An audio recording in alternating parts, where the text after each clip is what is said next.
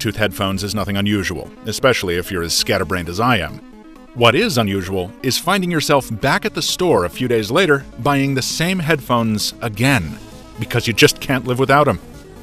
I'm Michael Fisher, and this is the Quiet Comfort 35 from Bose. The headset's so nice, I bought it twice.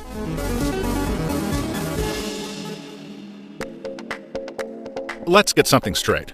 I'm not an audiophile, okay? I can't speak to bass response or treble values or things like that.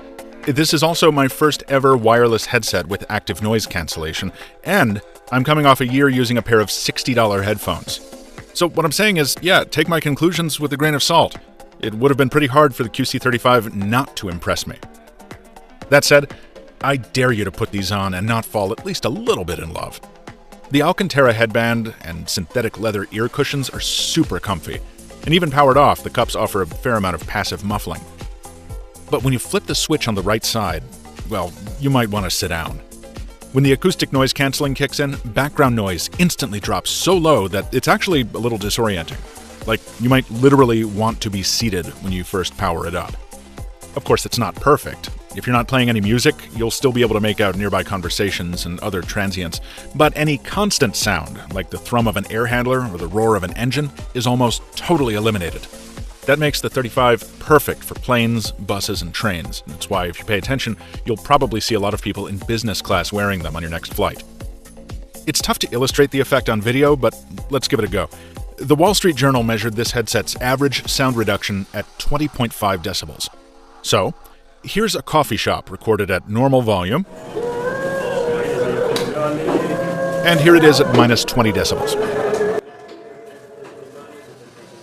Now, that noise cancellation requires power, but I'm understating it when I call the battery life here excellent. I bought my first pair at San Francisco International Airport and flew 6 hours to Boston, streaming audio the whole way, and I didn't even use up half a charge. You get even more endurance if you use the bundled cable instead of Bluetooth. If the battery completely dies, you can still use the cable to listen to music, just without the noise cancellation.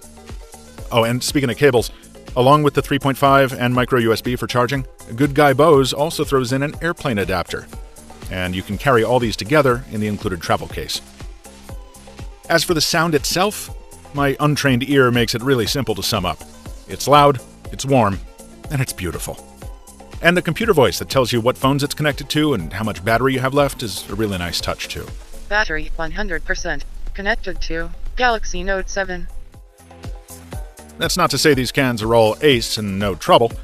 For one thing, I find the industrial design pretty dull. The glass-reinforced nylon is durable, but not flashy in the least. Also, the noise-canceling technology relies on microphones in the outer shell, and those microphones are very sensitive to breeze.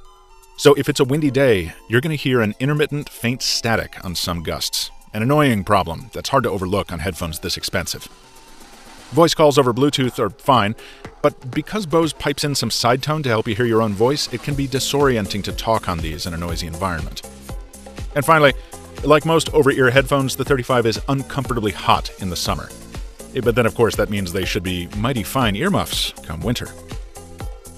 If you're an audio purist, there are plenty of alternatives that might be better for you. Headsets designed for authentic sound above all else.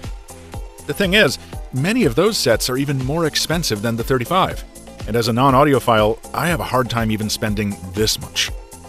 But from what I can see, and hear, the QC35 deserves all the praise it's gotten, and it earns its high price point. I'm very happy to have it back. And even if my second purchase wasn't a business expense, I'd probably still have bought it again. Because, like they say, once you go Bose, it's tough to go back to one of those. Waka waka. Subscribe for more videos just like this one, folks. Mr. Mobile drops new science twice a week. Till next time, thanks for watching. Keep your noise canceling active, and stay mobile, my friends.